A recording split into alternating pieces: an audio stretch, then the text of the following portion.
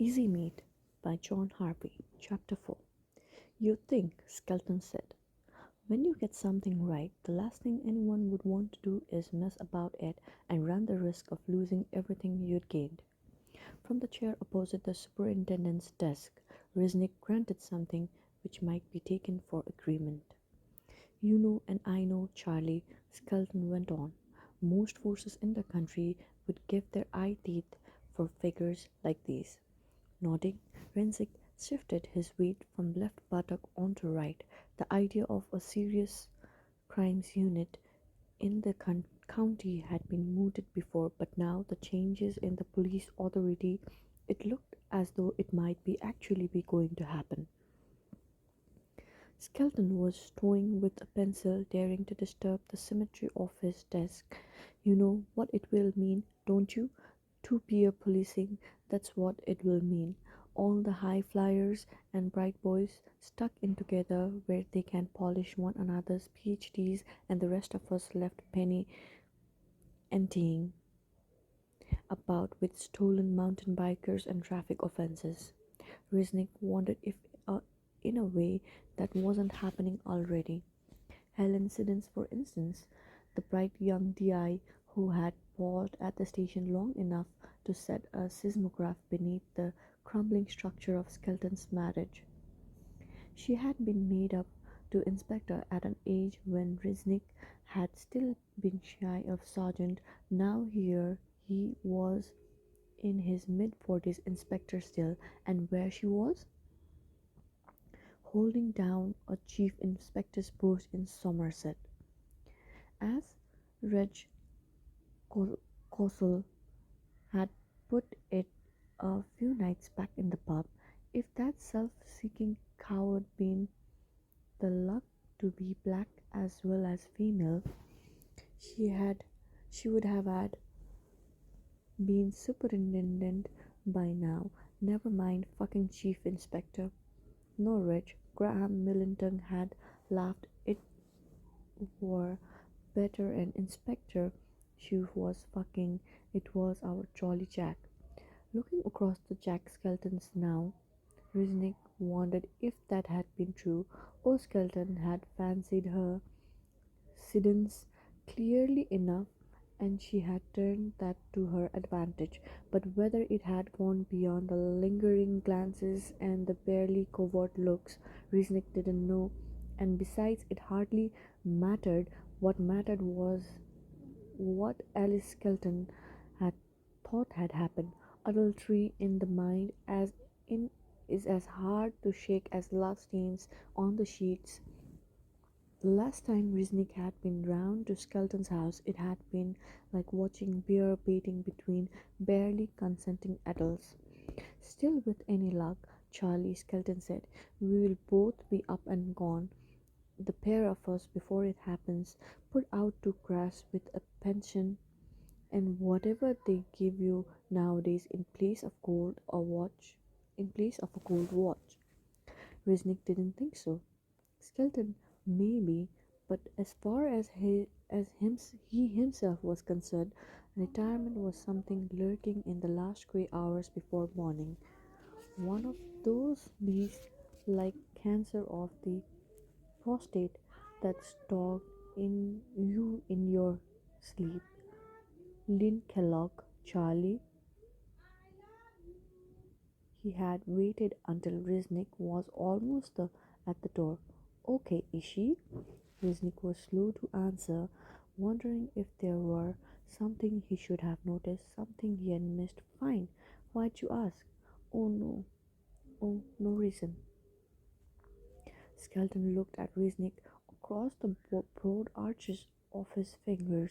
She started seeing that therapist again. That's all. No reason then, Wisnik thought as he headed back along the corridor towards his own office, was not exactly true. As he well knew, there were reasons enough. 15 or so months ago, Lynn had been kidnapped by a man Wisnik and his team were tracking down. The man had killed twice before women he had tantalized. with the prospect of freedom before brutally ending their lives. It was a game that he played, and he had played it with Lynn alternatively, being kind to her and then threatening her, keeping her cold and in chains. By day, he was capable of speaking to her in the soft tones of romance, and at night, in the cramped blackness of the caravan, he would masturbate over her as she feigned sleep.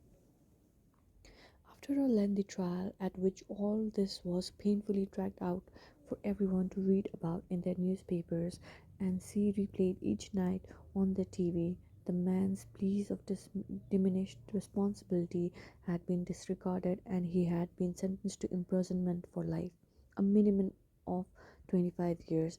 By the time she herself was little more than 50 younger than her own mother as was now. Lynn knew he could be walking the same streets, breathing the same air. At the turn of any corner she might meet him, hear him again, clear across the clamour of crowded bar, asking could he buy her a drink, his fingers tapping at the window the next time her car broke down, face peering in, drizzled out of focus by the rain, the lilt of his voice, that smile. And there were other things that had been stirred into consciousness by the experience, things which Lynn was struggling to forget. She was at her desk when Riznik entered the CID office, back towards him, a slight hunch of her shoulders as she made notes on her pad while talking on the phone. Kevin Naylor, like Lynn, a detective constable in his 20s, was assessing the computer, checking through incidents of arson in connection with a recent fire in which an Asian boy of 4 had died.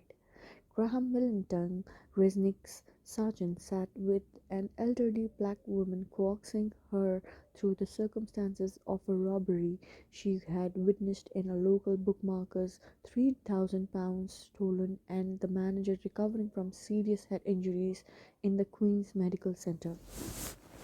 The other desks were empty, officers out and about in the city asking questions, knocking on doors.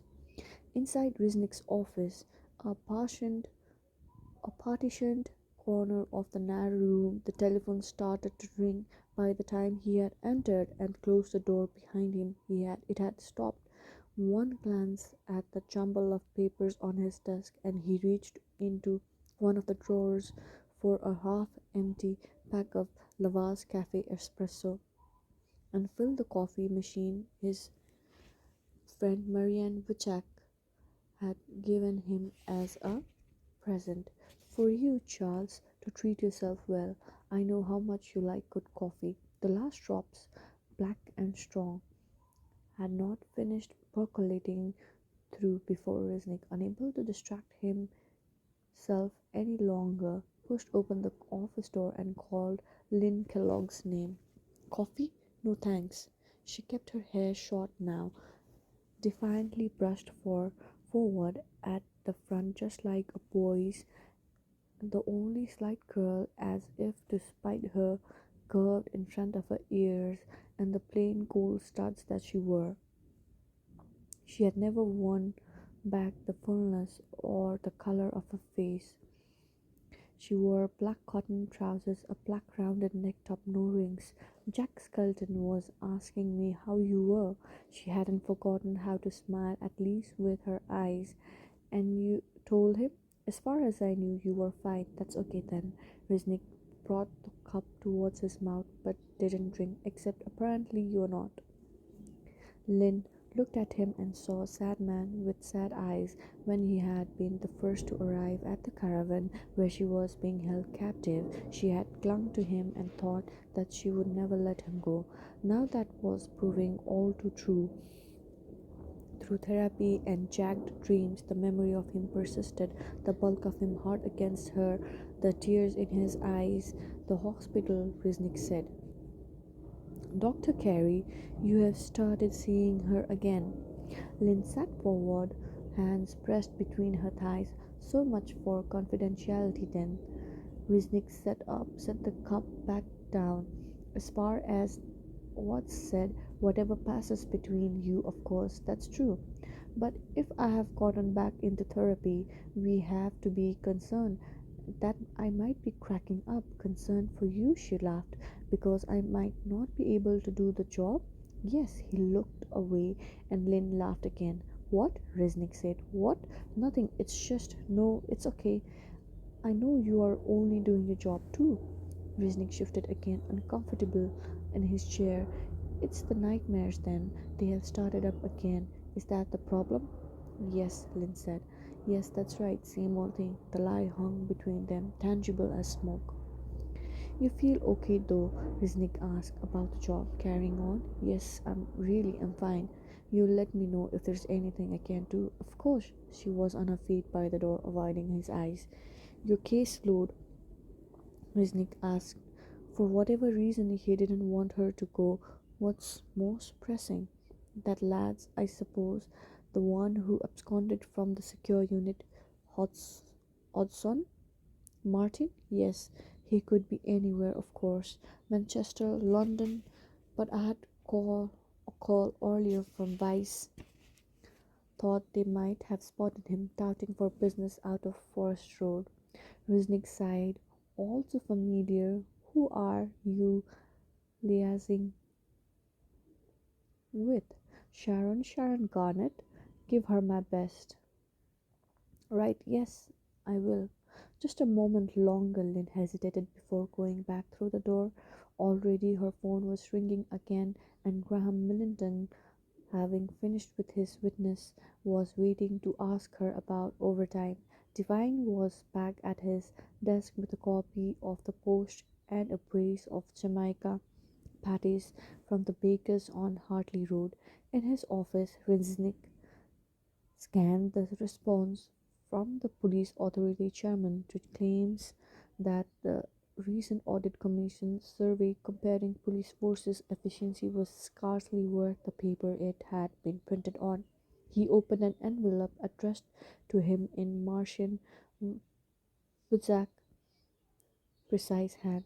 Is it true you are never at home anymore, Charles? And if so, who is feeding all of your beautiful cats? She had enclosed an invitation to a dance at the Polish club for this coming weekend.